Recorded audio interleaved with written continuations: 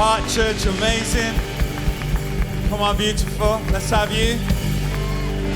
Wow, a year already. I don't know about you. I can hardly believe that time has gone. Can you believe it? I can't believe that 12 months has passed so quickly. And it's just amazing what God has done. And it's amazing what God is going to do in the next year. True. How exciting is that? But today we're celebrating what God has done over the past 12 months. So we didn't want to, did we? We didn't want to just have we never want to have an ordinary week ever. But we feel it's important to celebrate the landmarks, and so we're going to do things a little bit differently today. We've got some video testimonies. We've got some interviews that we're going to do, just celebrating literally what has happened in this year. If you're visiting with us and you're thinking, or you've never been to the church where we were, then you're thinking, well, what's all the fuss about? But the truth is, it was a massive leap for us, wasn't it? It was a massive leap. Coming It was quite here. a daunting leap for us, coming here. We went from a church, a little church on a street in town, to literally walking into an empty room here and converting it into what you see. And we'd never done it before. So it was a big thing. And I want to say that we're so proud of you. Yeah, absolutely. Because, listen, I love stats. I love the figures that we've just seen. They're important. They help us. Yeah. It means that we're not just working with theories. We've got some real, measurable things. But actually, sometimes the more precious things are kind of not as easily measured. Yeah. We can't put a number up. We can't put a number up for how we have grown as individuals and as a community during this last year, and develop new skills, push the boat out, dug deep. We can't put up stats for that, but it's absolutely, we are not, in so many ways, we're not the church that left Talbot Street, but we're not the church that left Talbot Street. So I want to celebrate you. I want to celebrate that you came with us. I want to celebrate the effort, the energy, that you took a leap of faith with us, and you put your shoulder to the wheel. And I'm not even pretending, Lynn, that it's all been easy. It hasn't. Let's not kid ourselves. No. Some of it's been tough. Some of it some of it's been, as Malcolm said, some of it's been quite tough. So sometimes teams have to be here at 4:30 in the morning and setting up the stage and things around us. The chairs aren't out. But when I see the team morale that's been built, and that is a life group. So life groups have been formed every week that we set up church. And that's what God's about, building people's lives from the outside in. And that, to me, builds church. That builds who we are. We both built, in some of us are built, when we're on build, in the physical sense we're building, but the spiritual sense, we're also building God's kingdom in ways that goes beyond this room. It's true, and I think that, maybe some things in life aren't supposed to be easy. Maybe some of the biggest rewards and the greatest treasures are when you have to roll up your sleeves, dig deep, and make something happen. But in a moment, I'm going to invite someone to the stage, but I want you to just put your hands together and celebrate you and what God has done through you. Thank you, Heart Church. Thank you. Thank you, Heart Church. We celebrate you. Well done. Amazing. Amazing. So we've got a selection of people that we're going to introduce you to today. People who've made, just some of many who we could have called up. But I'm going to invite to the platform the good Dr. Andrew Green. He's going to come and join us. Hey, let's give him a big welcome as he comes. Hey, matey. So good to see you. Welcome. Phenomenal stuff. Kiss. Phenomenal stuff. How you doing? Very well, thank you. Very well. Good morning, everybody. You're looking very suave and sophisticated. Are they new boots? About a year old, but as you know, a wise man will listen to his wife. When she gets him clothes, you think, that's what I'm going to be wearing. Yeah. Surely you discovered that when you married, right? Absolutely, Yeah. 100%. No. Jane had a purge of the wardrobe, and Wow. I'm like, Really? what on earth is wrong with that acrylic polar bear tie? I have no idea. No. But it's gone anyway. But you think, Andy, in my house, it is the opposite way around. Oh. Okay, we don't need to get into that. We don't need to get into that. Thank you, Malcolm. Yeah, let's Let's But get into anyway, it, shall we? Let's get into it. that's another preach for another day. No, let's stay here, shall we? I'm going to stick with the polar bear Okay. acrylic tie. Yeah, that is no life is complete without one of those. How long have you been part of Christian Centre, what is now Heart Church? How long have you been around now? Okay, so I came to Nottingham in October of 1991 to do my PhD at the university. Yeah. And on my first Sunday in town, I was brought here by our mutual friend. Yeah. And I kind of stuck. My intention was to stay for 5 years, absolute max, and then get on with other stuff elsewhere. Yeah. But it didn't happen. Oh, we're so happy. Here I am. Yeah, we're Which is so a joy. happy It's a that joy. that you stayed. And you've obviously you've had a lot of years in where we were, and and just a year in where we are. How have you found that move personally to here? Okay, so taking the more historical view, I think honestly it's been fantastic for us as a church. Looking way back, we have always been a pilgrim people. I remember when I first came here, we were meeting at the Albert Hall, and that was where I met you. True. Yeah. And then we moved back up to Talbot Street, and over the course of time, we've met in various other buildings around the city. And before I started, we were meeting in the warehouse, weren't we? I remember hearing of. Goodness me, that's going back some years. Exactly. Yeah. And so we've always moved around. So coming here has been, I think, really part of who we are and what we do, which is a good thing. And Yeah. for those of you who've only been around for less than a year, brace. Yeah. Because we are not going to be settling. Sorry, am I allowed to say this? We're not going to be settling here. This is a transitory thing. Yeah. We are going to be here, and the Lord will move us on elsewhere, and we will move on elsewhere, possibly after that. Right. And we'll see what happens. Right. But we are a pilgrim people, and so for me, looking back with that historical perspective. Sorry, I'm going to try and turn to talk to some of you people here as well, because otherwise you just see my shoulder.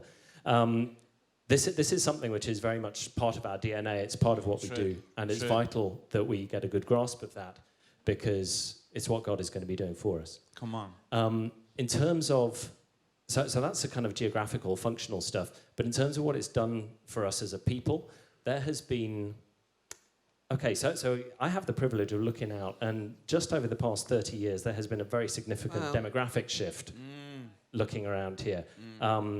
I love being a minority white person. It's just genius. So one of the great things which our brothers and sisters from Africa bring to us is rhythm. And Malcolm, you'll understand this as well. Being a middle-aged white man, we've got three things going against us when it comes to rhythm, right? Bethany, am I wrong? Yeah? Yeah. I mean, I have taught him a few moves over You 33 have. years, You have. and it's not as bad as it used to be, Andy. No, that's true. No. Are you, babes? 100%. No. And we'll show you at the end where we do some moves together. We're So, going to show you there we how are. he's got some I'll moves. bring the business. 33 years. Anyway, and carry on. Sorry, Andy. Go on. But hurry up. Sorry. Do you know, I see the clock ticking. Yeah. So there you go. It's good for us. It's good that we're here. No, wait a minute. Thank You've you. just banded us together. I don't know. Where were you going? Oh, okay. Mate, I'm talking about gender, ethnicity, and age. They're not on our side here. Right. Yeah? But Jesus loves us. I should have left it. You should have left it. I gave you the opportunity. I should have left it. You were going to ask something about the family, weren't you, Bill? Yeah, Andy. Let's get him back on script. That would be good. You're actually quite involved as a family, aren't you? Isaac is on production. And how old is Isaac? He's Isaac's 18 now. 18. Yeah. He's not serving this morning. And when I told him I was doing this, he determined that he would not be coming along to church this morning. And also, I was not to try to be funny because, Dad, you're not funny. So, tell him I wasn't funny. I like Isaac. Carry on. Okay. And so Isaac is 18, and you're involved in Bump, am I right? And also... Sorry? I'm telling him to use his mic. Yeah, I was, sorry. I was just nodding. So And also your wife is involved in AK as well. Correct. And then I know that after you've been on the Bump team, you also serve on the Hello. Hello Point. How does that impact your family in the mornings? So it's great for me because I'm a morning person. Okay. Isaac and Jane aren't so much. Right. So we have to work through some of the practicalities of that. Well, they have to work through some of the practicalities of that. And but then they get the raggy end of me at the end of the day. So, you know, swings and roundabouts, I suppose. But how does it work? It works, I think it works well for us. When I look at my history, so my parents, my grandparents, and my step-grandparents, I suppose, were missionaries in Kenya and in Argentina. So involvement in the life of the church has always been part of our DNA. Yeah. On Jane's side, similarly, her parents were very strongly involved in the church and her grandparents. In fact, fun fact, her grandparent, her grandfather, a man called John Reed, he preached one time and a young man called Eric Madison got saved. Oh, right. That's who interesting. was, a long time ago, an elder and a leader in this church. And another fun fact, one time Eric Madison was preaching and a young man called Lawrence James Davis, I believe, got saved. Hey! And so now listen, I can warm to this, right? I can warm to this. And there have been times when Lawrence has preached and other people among you here today have got saved. The anointing. How mad is that? That is How great is that? amazing. And so who wouldn't want to be involved in something going on with that? So that's why, I think. That's why we do it. That's why we do it. That's why we do it. I love that. Involved. Thank you, Andy. I love that. It's just great seeing that the whole family has got involved. I mean, we obviously relate to that, you know. It's very much our story, the whole family, all involved. What would you say has been, you know, some of the benefits of that? I mean, we all know that it's like maybe not easy to get out of the house or get up early, but what are the benefits of you know, serving together as family? I think there's the greater opportunity for family cooperation as a whole. It's good for us. It's a delight for Jane and me to see Isaac serving. And I'm going to say this because he isn't here in the room. So imagine as a dad when your son comes to you and says, "Dad, I need you to get me to church for 5 tomorrow morning." And he's a teenager. That's 5 in the morning. That's not in the evening. Yeah. As a dad who loves Jesus, 18. I'm not going to say, "Oh, you know, I'm a bit tired. I can't be." No, I'm going to cooperate with that. And so that was kind of why I got involved in Bump, because if I'm running him in at 5, I'm up. Yeah, I'm a morning person. I may as well lend a hand. So it works on that level. Yeah, and that's an interesting. Yeah, come on. That's and it's an interesting thing that not only are you serving for yourself, but you're helping him serve. So Andy, thank you so much. We appreciate you, your heart, and we appreciate everything you contribute. Amazing. Can we give a big hand to Andy? That's amazing. Bless you, mate. We're going to get you to just turn your eyes to the screen for a story.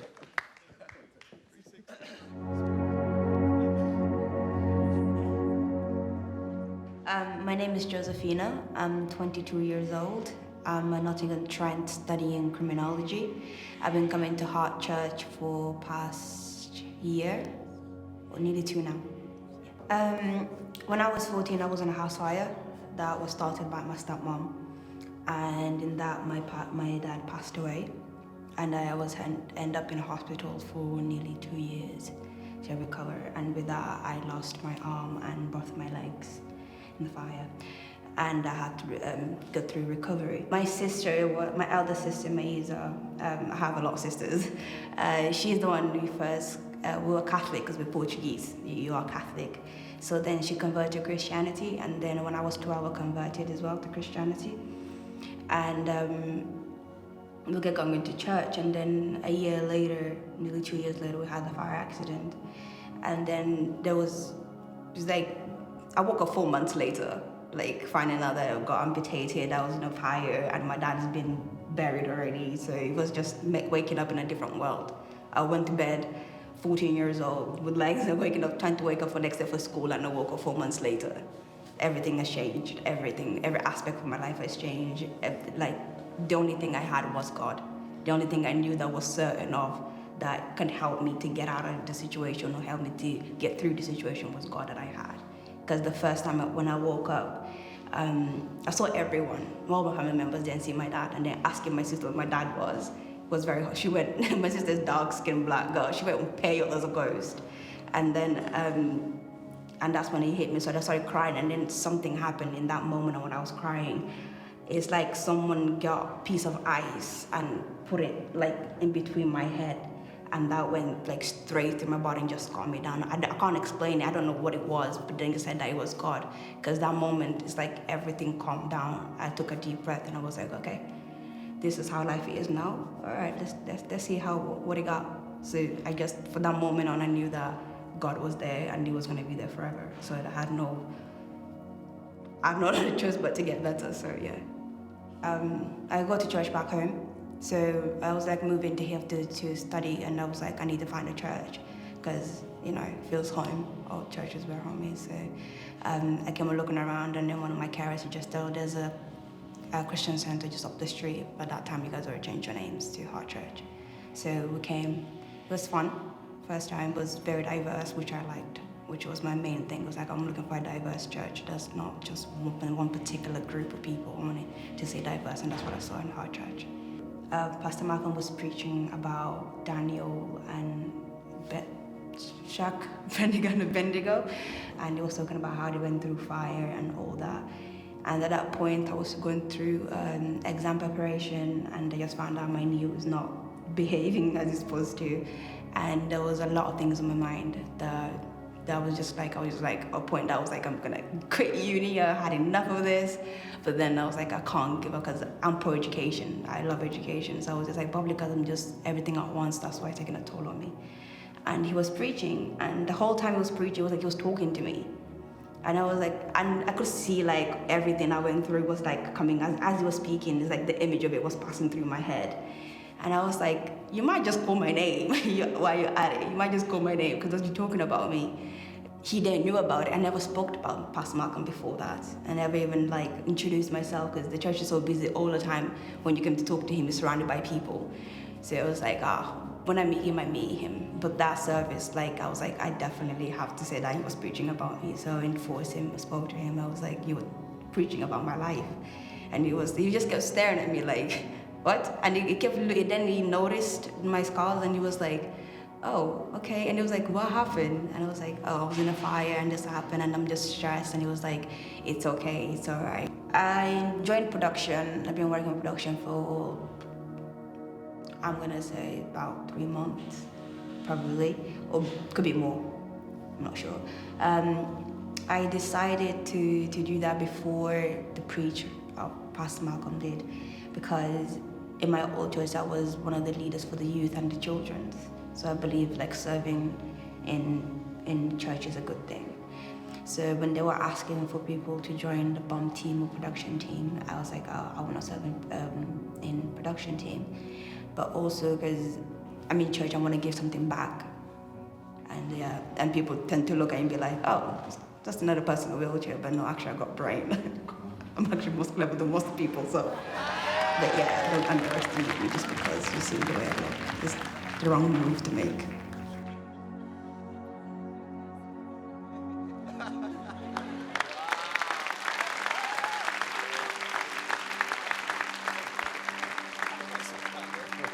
What are you going to say? Josephina, you're What a are you legend. going to say? What an amazing story. What an amazing testimony. What a strong, courageous woman of God. Just absolutely beautiful. And I do very much obviously remember that moment. We were at the Albert Hall when Josefina came to to talk to me, and she had her prosthetic legs on then, and we just sat together, talked, cried, prayed. It was incredible, and you know, just to have that caliber of person serving on our team, just amazing. Steph, hi. Hello. How are you? Welcome, Let's give a Steph. big welcome to Steph. Welcome. How awesome There's a to lot see of you. I love Steph because every time I see, I always point Steph out in the crowd with her hair. It's either blue, I love it. it's pink, it's green. Tell me about what inspires you with your hair. Sorry. I just get really bored. You get bored? It's short, isn't it? So I can't do a lot with it. Yes. So, colour. Colour. Yeah. I love it. Well, it always inspires me to actually, Lynette, well, why not do your hair blue or Do it. with streaks Please. or one day? You never know. Inspired by Steph to have blue I'm there for hair. that. with Awesome. green streaks. Awesome. I don't Anyway. know why we can't keep this thing on script. I don't know. We're never going to get to No ask to do script. this again.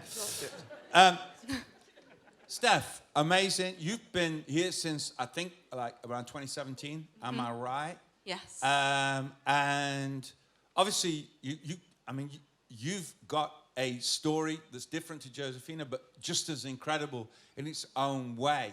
We'd love just to hear a little bit of how you came to faith, how you came to be part of Heart Church. So I only became a Christian when I came to Heart Church. So I went to like a C of E primary school and kind of been around it a little bit, but when you're that age, you just kind of think, oh, this is just a story they're telling us to behave better, sort of thing. But so for the first like 20 years of my life, living in the world, listening to what the world says about you, what other people say about you. Right. And I just kind of like absorbed that, and that became what I thought and said about myself, really toxic thoughts. And I kind of learned in those first 20 years that human relationships are very conditional. People, you have to earn something, you have to do something to earn someone's love. And so throughout like secondary school and bullying, I've always been like this. So in secondary school, that's just, people just don't want to know. A lot of rejection, a lot of people just being really cruel and really unkind.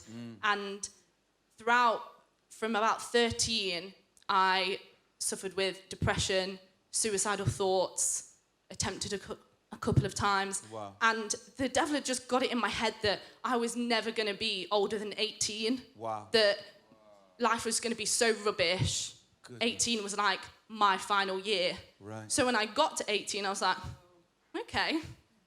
And I went off the rails a little bit. I thought, well, if 18 is meant to be my last year, I'm going to make it the best one.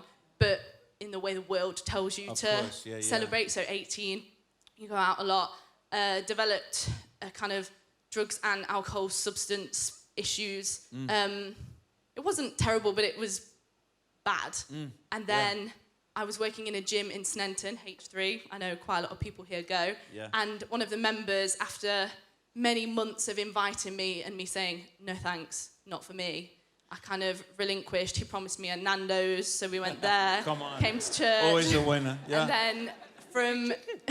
I don't, but... I don't. I'm a vegetarian, but they do like quite nice food. Halloumi. How can You're that fine. work? I don't know. I don't Well, think let me you tell know. you, Okay, right? work. It's cheap, isn't I've it? just So- been to Nando's because Joseph took me there on Father's Day. That was his, he knows I don't eat chicken, but it was a Father's Day treat. And but so I know they do a halloumi salad. It's nice. Yeah, It's good. exactly. We Veggie had that. food. Yeah, come Yeah. on, we've got something in common there.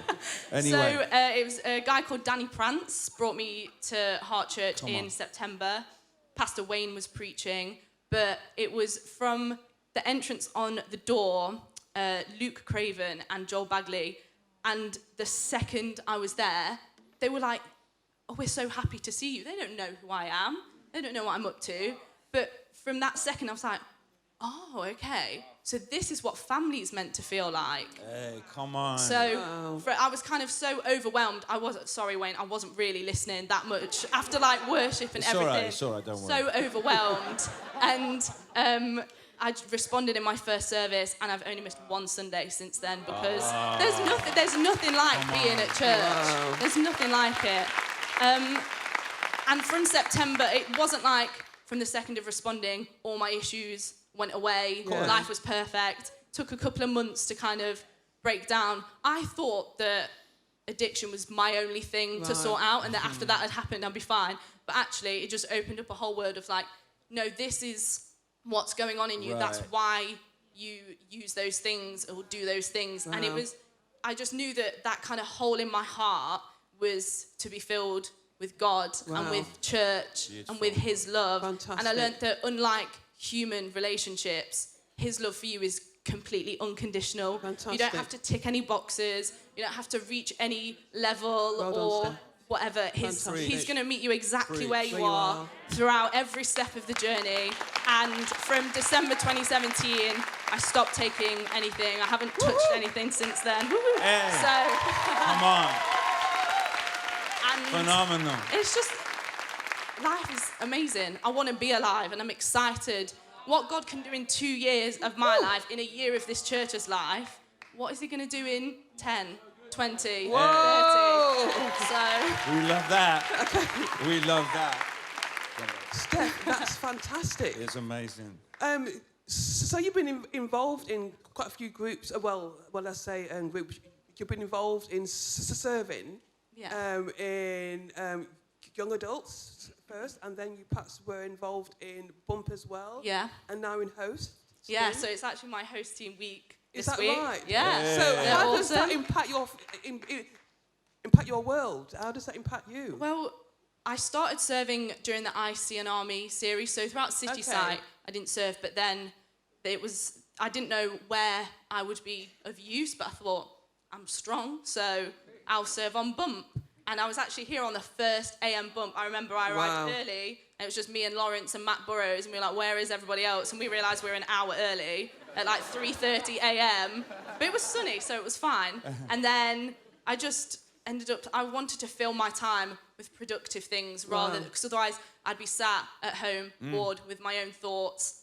So I served as a way to kind of combat that. And then just eventually, it's the best part of my week. I love serving on Sunday. So Bump team once a month, host team once a month, and I got the privilege of serving at the baptism service with someone from my host team, Kabira, who was on the front door this morning, and that was just an absolute privilege to be part of that step in faith for her. And I just grabbed hold of what the culture is here and what church is really about. It's, you just get hold of something different when you're behind the scenes and you see all the work that goes into it. Like this room this morning when I arrived at 7 looked nothing like this. And there'd already been like 3 hours of people building this already. And when you realise the work that goes into the hour and a half that you guys are here, you just appreciate it so much more. And you get to see even more of what God's doing at this church. Beautiful. Fantastic. Oh, come on. That is amazing.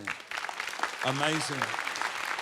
Honestly, we could keep talking to you all day, but we've run out of time. You know, I just simply want to say, I mean, we think you're absolutely phenomenal.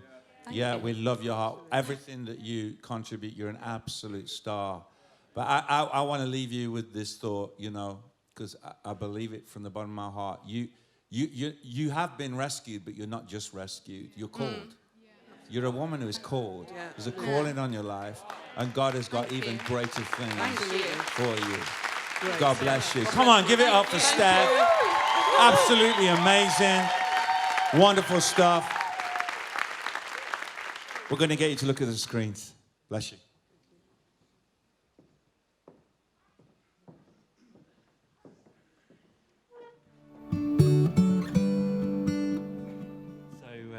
So my name's Adam Craig. I've been coming to Heart Church for 3.5, 4 years or so.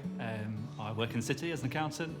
I'm married and I've got 4 kids, all under the age of 7. Yeah, I mean, it was the whole move was a really interesting time, and because I loved T Street, right? It was a great place. I loved the vibe there, so I wasn't quite sure what to expect. But coming here, I remember the first time, just my breath being taken away. You know, we're thinking huge now. We've gone from a room of 300-400 people, I guess, to 600 or 700 people. It's just crazy. So yeah, really enjoyed it so far. With our kids, it's been an interesting time for them, getting used to the whole new setup and rooms. But the team have just done an amazing job at making them all feel really comfortable here.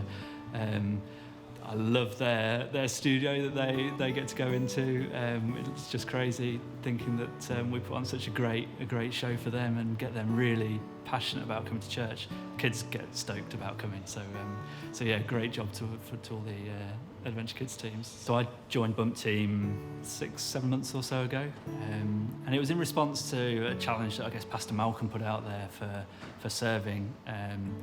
And it's something that I'd had on my heart for a while, that I needed to get involved in something within church in terms of serving, but I wasn't sure what to do. So I dropped an email to the Heart Church inbox saying, I can't sing, I've got no technical ability with any tech stuff, but I know how to shift some boxes or carry some stuff around. So yes, I got involved in Bump. I guess before I joined, I had no idea how much work goes on to create what we see on a Sunday morning. So yeah, first time doing it on a Sunday morning, came into an empty hall, no chairs, no screen, no stages, and it's just amazing the transformation that we go from an empty hall that's cold and dark to what we see now on a Sunday morning. Just incredible, really. And I'm stoked to be part of it. I love coming and helping out. It's a great group of guys and girls that we work with. It's a real team environment, which is great. And it's almost a bit like a life group. You know, we get the chance to minister to each other, to share what's gone in our lives, and that's a real privilege. Actually, it's great.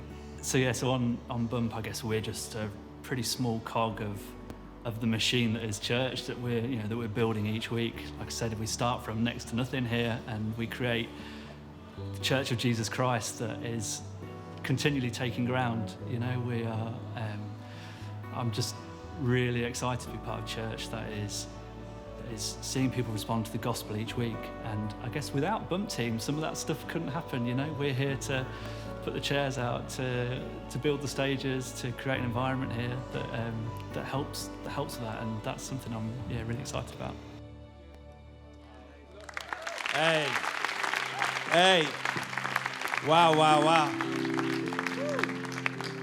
You know, it's so encouraging to hear what Craig is saying there, that without the Bump Team, church would not happen. And we are so grateful to the Bump Team. Yeah. And we have a young man here who's involved in the Bump Team, and his name is... What's your name? Luke. Hey. We have Luke Meadows with us. Welcome, Luke. Amazing. Hey, guys. I think that, you have been involved in Bump from the beginning. And let me just say, I suppose inevitably we've got phenomenal teams here, from hosting a hospitality car park right across the board, AK, people who sacrificially serve week in, week out. But I think it's because for us, we went kind of from a church where everything was set up to building a church every week. And why we do what we do is for us, but it's not just for us. It's to deal with people's mindsets, so that people who wouldn't normally be found in church will come in and say, wow, we didn't know the church could be like this. When you're serving with your teams, do you think that as people, week in, week out do that, do you think that's understood? Yeah, I do think that is understood. I think one of the things which I guess motivates me is when I see the number of 312 people responding to the gospel. It's like when I'm going to bed early on a Saturday night, every Saturday night, and when I'm getting up early every Sunday morning, it's for 312 people who have responded to the gospel. That is and true. so, you can give something of yourself for that. Does that make sense? When you see, a bigger why to why you're doing something, Absolutely. it's that's easy. And so, I guess really all my job is, as I lead the Bump Team, is to bring a bit of organisation, but really to point people to that what we're doing is we're creating an environment where people can respond and meet with God. Absolutely. That's amazing. That's fantastic. My question, Luke, is how has the bump team, being involved in bump team, helped your biceps? It really has helped my biceps. Come on. Because I'm sat here and I was thinking, oh, no, I'm not. Steady, Pastor. Steady. So, okay, Luke. So how has it helped your biceps? I mean, you're doing this week in and week out. You don't have to go to the gym now, do you, really? Because your gym's here. Right. Basically. That is the truth. This is my gym. This is my gym. Luke is single and available, so... That was my next question. Yeah. It's got great biceps. And, you know, to be honest, this is the thing, because that's going out on podcast. Who knows is what going to watch that in the world? Right. We're going to bring people from all nations. North, south, east, west, come on. Amen. In Jesus' name. That's amazing. I forgot the question I was supposed to be asking Luke. You asked him about his biceps, love. I still feel uncomfortable. That's fine. So, talk us through, Luke, what happens on a Sunday morning when your alarm bell goes at home, and what thought goes through your head? What thought goes through your head? That's a great question. So for me, preparation for a Sunday morning... Give us the clean version. Right, no, absolutely, Pastor. So preparation for a Sunday doesn't actually start on Sunday, it starts on Saturday. Like an early night is really important. Absolutely, And just taking care of myself in that way. I've realised pretty quickly, particularly by Sunday evening, I can start, like, I can get offended at the smallest things, and I start getting emotional at everything if I'm tired. Yeah. So I need early nights and often a little sleep in the afternoon. But so my alarm generally goes off between, I guess, like 4:45 and 4:45, depending on what time we need to be in. And that's always dependent upon what we've been able to leave from the last week already set up. So I get up, I try, I'm always better if I've spent a little bit of time with the Lord. So I try and open my Bible quickly because it's really early. And I've put some music on it in the car on the way in, just to focus my mind on Jesus. So then I'll get in for around like 5 o'clock-ish, between 4 and 5. I'll get in, and then we start. We start unloading cases. We've got a massive cage at the back. So the team arrive. We arrive at the same time as the production team, and so we all kind of just muck in to start with. The bump team will then build the stage, and as the production team are doing things around us. And then really it's just about getting all of the equipment which we use on this site out to where it needs to be over the next, I guess, 2.5 to 3.5 hours. Yeah. That's absolutely amazing. What would you say? I mean, in all our conversations today, you know, we haven't used the word sacrifice, but it's there. It's absolutely there. You know, if you're going to be part of this, if you're going to build this, there is a measure of sacrifice. We see people, full-time jobs, busy family lives, etc., blah, blah, blah, getting involved. I mean, what would you say to someone maybe sat here today thinking to get involved but not sure whether they can make the leap? What would you say to those people? Yeah. So I guess I'd say, you've already alluded to it, that we have so many people, most people on our teams have families and full-time jobs. We've got, in fact, a head chef of a busy cafe in town has just started on the team, and he's got 6 kids under 10. And I'm like, he's nutter just for having 6 kids under 10. But but he's also signed up to bump team. And there's that's just one of many. We have accountants, and we have businessmen, and we have midwives, and we have so many different people with different professions who most of them have families. And we just make it work. Like, most of the guys come in, they serve, and then around 8:30 they go home, they shower, they pick their family up, and then they come back in to church. Yeah. And as I say, all of these guys are getting up at whatever time in the morning on a Monday to go in to their job. One thing I'd say is that we've worked really hard to make serving as easy as possible, and also that it's only once a month. So it's a big ask on one Sunday a month, but it's one Sunday a month. And that's where it's manageable. That's amazing. What part of the dream, if you remember when we were setting all this up, was that it wouldn't be a setting up for church, but it's all church. Setting up, running what we do now, setting down, it's all church. We're being church together. Do you feel that that atmosphere, that culture is there across the serving teams? I really do. I think one of my biggest learnings probably over the last year has been, well, I guess, I say it slightly differently. I've been brought up in church my whole life. My parents are pastors in North Wales, and I've been involved in us for the last 12 years. And I've always understood, I guess in my head, that people are more important than things, and people are more important than jobs and tasks.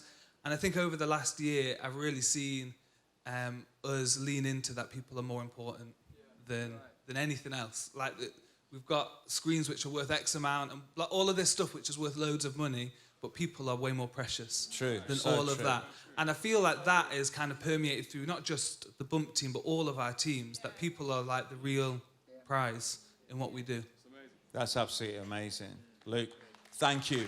Yeah, let's give it up for Luke and all your teams. Yeah. Amazing job.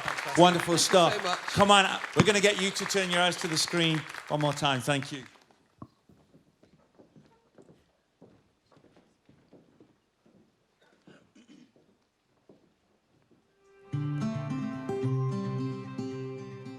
Okay, my name's Samuel Hudson, and I work for Boots, our headquarters at Beeston. I've been there nearly 25 years, and I've been coming to Heart Church since January this year. Hi, I'm Lynn Hudson, and I work at Boots also, and I've been there nearly 34 years. And I've been coming to Heart Church since January. I've been married to Sam for 5 years this year. I'm Nairi. I've been coming to the church for about 2 years now. I used to come on my own, and then I brought my sister along, and then I brought my mum and her partner now, so we all come together now. Well, it was, we came because my daughter came. She was going to Birmingham University, and then she says to us, come. When she came back from Birmingham University, she knew somebody at Heart Church, and so she says to us, come to Heart Church, Mum, you'll really enjoy it. And so she was badgering us, wasn't she, so for a long time. We'd come and see how it is. And when we came in January, it was just overwhelming. It was really a different church, It was good to see a lot of young people and a mix of people as well, you know what I mean? Young and old, you know what I mean? And it was really inspiring, Well, actually, I've never been to a church like this before, so. Well, as soon as I came in the door, I was like, are we in a theatre? Are we at it was a that concert? aurora, that. Yeah, and we stood there, didn't we? And I just burst into tears. It just made me cry. It's very emotional. Yeah, and it was just made you feel really good. Yeah. When we left, we was just like, we're going again. Yeah, it's we're fantastic. going again. This is the church I've been looking for. Yeah. This kind of church, the music, the band, everything. Everything was the service, was perfect. lovely. So this one Sunday morning, I wasn't feeling myself. I was having a bad day, as I suffer with depression, so I just didn't want to do anything. I just wanted to stay in bed, which was the plan. But I got a call later on that day from my mum saying that my name had come up in church for people who want the people to pray for. What it was, like, obviously Nari had been coming to church and then got us to come, and then she stopped coming a bit, didn't she? Yeah. And then I said to sorry, I get a bit emotional. It's all right. Yeah, and we came to church that day, and there was all these names coming up on the screen, and I went, "There's Nari's name," and I couldn't believe it because the name's not that popular, No, what I mean? we knew it was her. So I knew it was her, and then when the church was finished, we phoned her up, didn't we? And told her that your name was on the screen. Where would you? You could have seen all this, and when she told me, I was just like, I didn't really say anything. I was just like, okay, like, obviously I was happy inside, but because I was having a bad day, you just stay in a bad mood. So I was just like, okay. And then, I spoke to my mum and then came off the phone, and I just couldn't contain myself. I was just thinking, why am I acting like this? Like, I don't need to be like this. Like, there's a community who doesn't even know me, who are like wanting to pray for me, like, and they don't even know me. And it just like filled me with like overwhelming. Like, I was just like happy. So, that encouraged her to come back. Yeah, didn't yeah. It? That she said, well, somebody's thinking about me. Yeah. And I was planning to go in the service the afternoon because I just thought, no, Nairi, don't let this get to you. Just go to the service in the afternoon. But then, obviously, when my mum called me, it made me just want to go even more because I just thought, I don't need to feel like this. This is just silly. And so I ended up going. It wasn't the same service as it was in the morning, but it was still just as good. And it was the first time I'd been to the service in the afternoon, and it was actually like quite refreshing as well because I was surrounded by younger people. And yeah, it was just really fun, and I'm just so happy that I went there and just made sure I went. And even if that didn't happen, I'm still happy that I went anyway because it was a new experience for me. So from that, I just felt a lot better in myself, and that I wanted to put myself out there a lot more to do with church, knowing that people do care about me. So I started Freedom in Christ, which has literally changed. It's changed my life, to be fair. It's put everything in perspective. I know what I mean to God and what God means to me. And I've just done my Freedom in Christ meeting, so it's all just going really well. And now I'm excited to serve because I feel like I'm more positive in myself, and I know that I'll be able to be more positive with the younger people because I'll feel better in myself.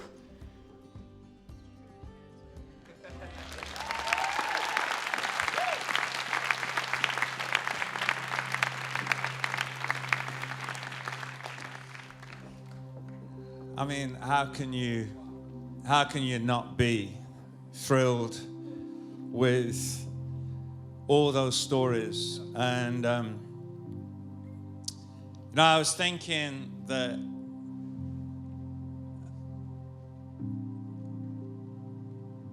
we went on a bit of a journey to get to here, and if you've been around for a while, you'll remember, Lynn. We talked about making room because we were too big for That's right. Talbot Street, and then we talked about get out of the room, which was our dream and our vision to lean into being the church we believe God wanted us to be. I'll tell you something because I'm going somewhere with it. I take my car to be washed each week. A group of guys, great group of guys, do it, and there was a guy who just come off his night shift, and he was just chatting to me. I was chatting to him, and then I pulled out and I thought, let me just put some fuel in the car. And he came running up to me and says, I don't usually do this, but I noticed you've got a bit of a dent in your door, which was, I've got a dent in the door. Someone very kindly opened their car door on my door, and that's news this morning. The Lord bless them. But he said, I don't usually do it, but my brother has got a business that would get that out for you, and I said, that's cool. Actually, I was actually looking for something like that. I say all that to say this, that I could tell that when he said I don't normally do this, you could tell he didn't normally do it. Do you know what I mean? But I thought how kind that he did that. And I've reflected on it since, that each week, we gather and we come, we worship, and we hear, hopefully, a message that is going to be a blessing to your life. And I think as we come to the end of our first year, I'm believing for each one of you that when you sit here, you'll think of someone. I wish so and so was here. Yeah. I wish so and so was here to hear that. I wish so and so was here to see that. And it's just as simple as going up to someone and saying, I don't normally do this, but do you fancy coming to church? And so we've had make room and we've had get out the room, but I want to say, what would it look like to get somebody in the room? Now you can't make that decision for them, but you can give them the opportunity. You can give that opportunity. I mean, we just love some of the stories that people have come in, and you know what? It's impacted them. Are there going to be people who come in and think, well, I don't want that? Of course they are. But our business is just to create as many opportunities as we can for people to say yes to Jesus.